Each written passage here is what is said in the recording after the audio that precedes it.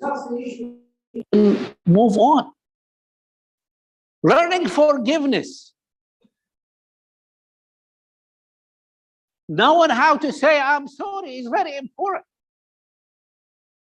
It's not about ego. It's accepting when somebody else is angry is also normal. Another story about Sayyidatna Aisha. Prophet Muhammad ﷺ was in her house, in her room one time, and one of his other wives sent a plate of food. Sayyidatna Aisha got jealous and she broke the plate. Prophet Muhammad ﷺ did not angry with her. He started collecting the food and said, your mother got jealous. So he's talking to everybody around. Like, we're a family. Think of Mu'mineen. This is your mother getting jealous. Don't be upset with her. Don't say this, don't say that. She's your mom. Obviously, we don't know, right? So it's okay when there is every aspect of a human behavior that comes into marriage. Nobody is perfect, but be able to control how we handle our differences and not hurt each other. If I'm gonna tell you this, and sometimes people say I bring my life a lot, but to me it's about how we relate to one another experience-wise. First 7 years of my marriage, I don't think I was a good husband. I wasn't. Do you know when I became a better husband? The day Allah blessed me with girls.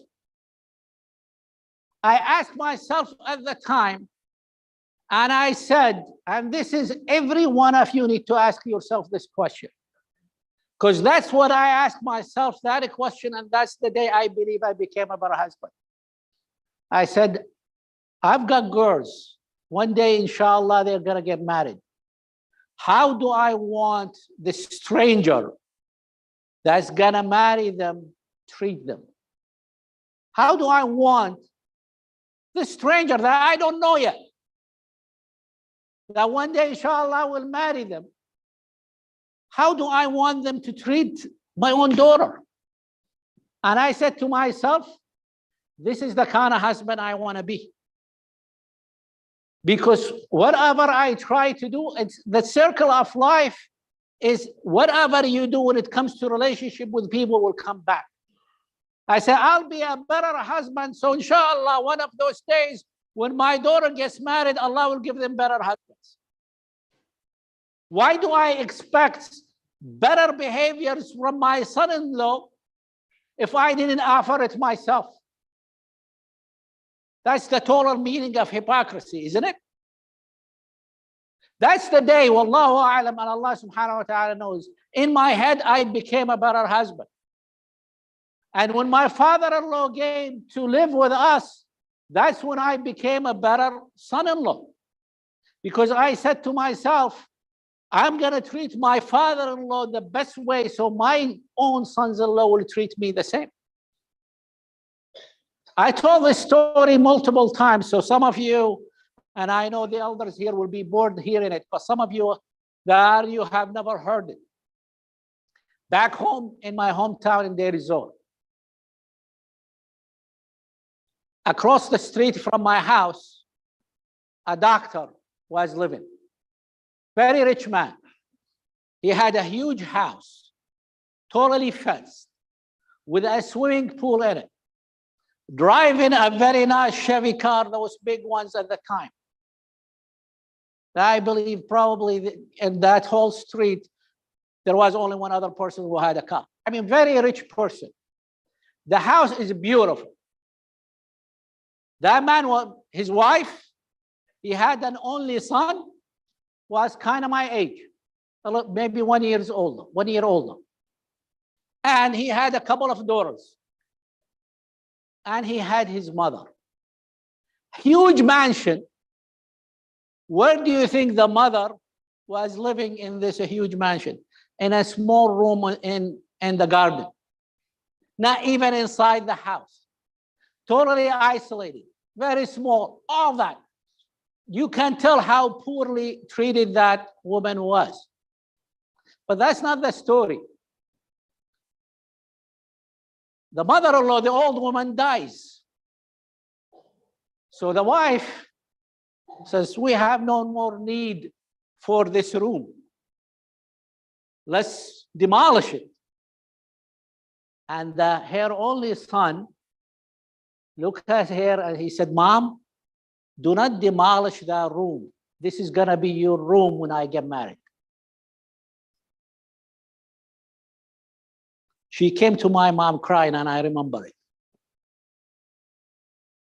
This is going to be your room when I get married.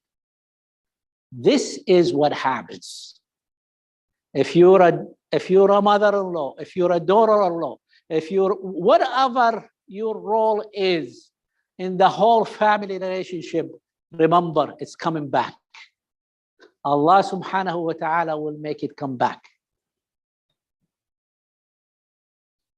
وأقول قولي هذا واستغفر الله العظيم لي ولكم فيا فوز المستغفرين فاستغفر الله.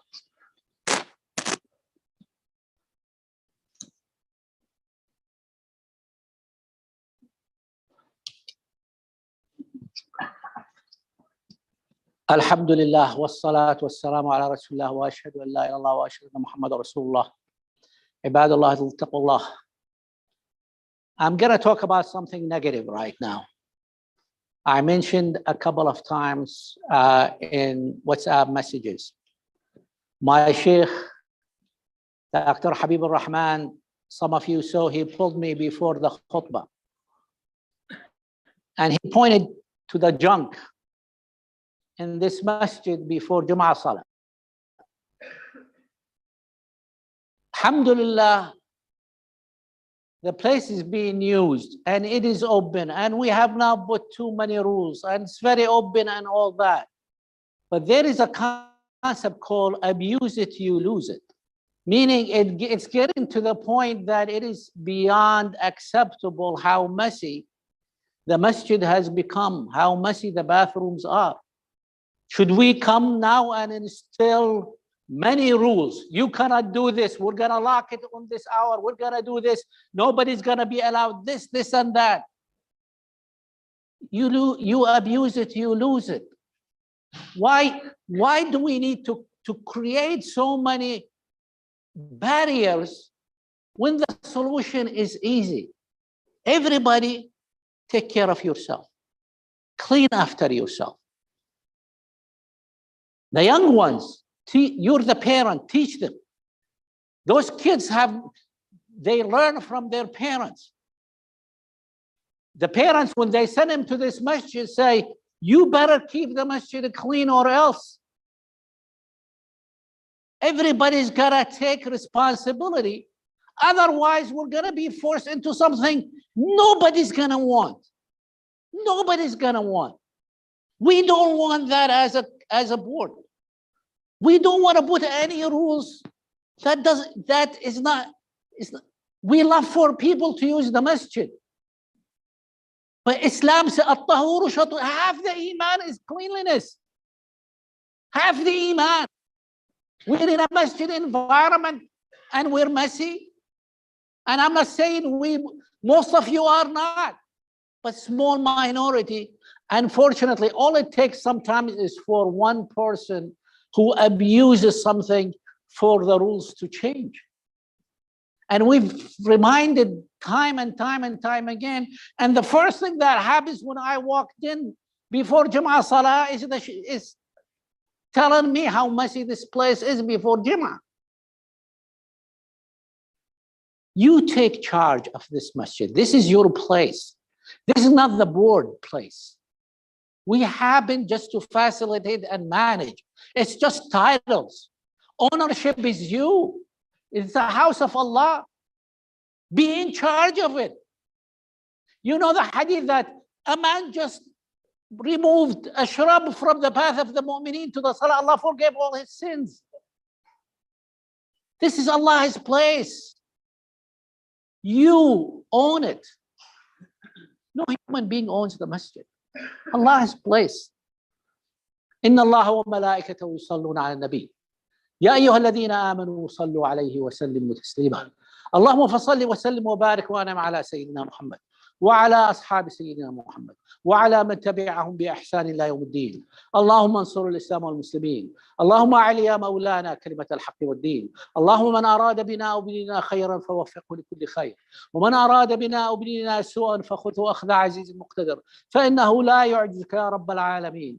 لا إله إلا أنت سبحانك إنا كنا ظالمين. اللهم ارحمنا فوق الأرض وتحت الأرض ويوم العرض عليك. عباد الله اتقوا الله، إن الله يأمر بالعدل والإحسان وإيتاء ذي القربى وينهى عن الفحشاء والمنكر والبغي، يعظكم لعلكم تذكرون. وأقم الصلاة.